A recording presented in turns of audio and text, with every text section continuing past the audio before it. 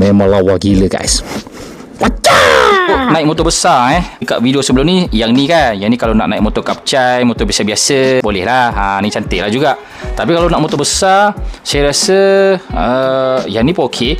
Tapi kalau nak lagi padu kan, macam naik superbike yang motor besar, ambil yang ni, yang brand Geekcare. Yang nampak siap ada corak airbrush macam tu, memang cantik lah yang ni. Jom kita demo sikit yang ni.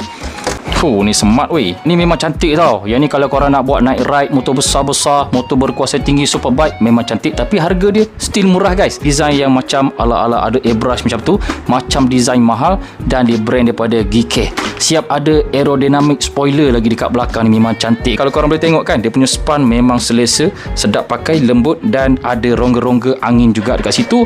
Yang aku ambil ni size XL. Korang boleh ukur korang punya size lilit kepala, and then korang boleh purchase dekat beg kuning. Ukur size kepala kan, memang dia akan fit elok je. Dekat bawah dia ni ada tempat untuk lapik dagu kat sini. Dan kalau korang jenis yang pakai spek, boleh pakai spek macam biasa. Pakai spek hitam ke, spek jernih ke, yang pakai glasses boleh, tak ada masalah. Okay, cantik pun cantik guys. Ini kalau ride naik motor besar pakai jaket lagi handsome smart weh.